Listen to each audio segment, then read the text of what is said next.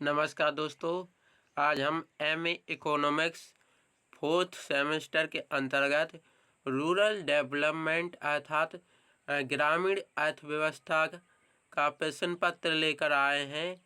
Time 3 hours अर्थात 3 घंटे।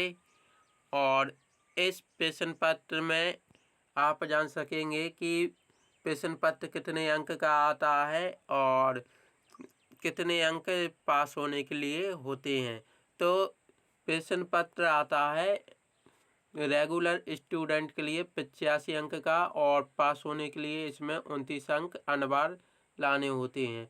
इसके बाद प्राइवेट स्टूडेंट के लिए 100 अंक का प्रश्न पत्र आता है और पासिंग अंक होते हैं 34 अंक होते हैं। उत्तीर्ण होने के लिए 34 अंक होते हैं। अब देखते हैं प्रश्न किस तरह के आते हैं। तो प्रश्न क्रमांक 1 है, किन्हीं 5 प्रश्नों के उत्तर दीजिए। तो प्रश्न क्रमांक 1 का पहला है, ग्रामीण विकास को परिभाषित कीजिए। प्रश्न क्रमांक 1 का दूसरा है, ग्रामीण अर्थव्यवस्था की प्रकृति पर प्रकाश डालिए।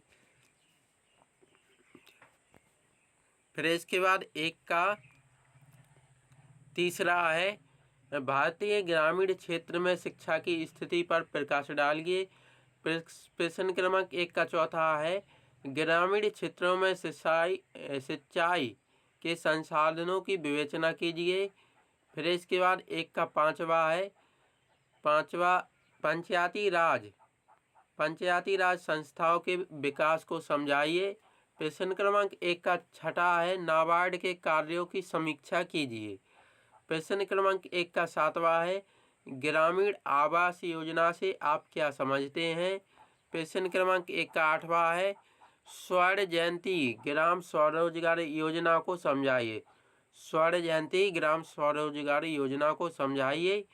फिर प्रश्न क्रमांक 1 का 9वां है, मध्य प्रदेश के ग्रामीण विकास पर टिप्पणी कीजिए। फिर इसके बाद प्रश्न क्रमांक 1 का 10वां देखते हैं, मध्य प्रदेश में ग्रामीण विकास से संबंधित योजनाओं को बताइए। तो प्रश्न क्रमांक 1 के अंतर्गत 10 प्रश्न आते हैं, 10 लघु उत्तरीय प्रश्न आते हैं, जिनमें से 5 प्रश्नों को हल करना होता है। फिर इसके बाद प्रश्न क्रमांक 2, भारत में ग्रामीण पिछड़ापन के कारणों को समझाइए। प्रश्न क्रमांक 2 का अथवा है, भारतीय अर्थव्यवस्था में ग्रामीण विकास की प्रमुख विशेषता एवं महत्व समझाइए।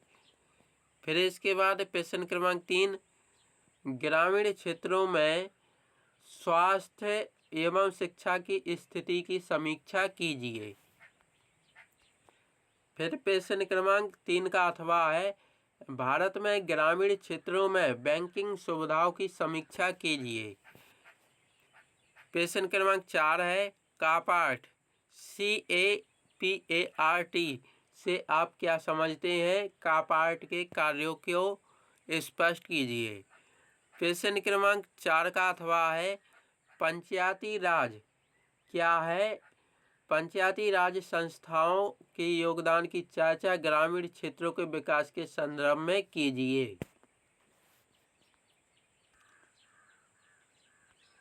फिर प्रश्न क्रमांक 6 का अथवा है, मध्य प्रदेश में ग्रामीण पिछड़ेपन के कारणों की व्याख्या कीजिए। इसे दूर करने के उपायों की व्याख्या कीजिए। तो दोस्तों है एमए 4th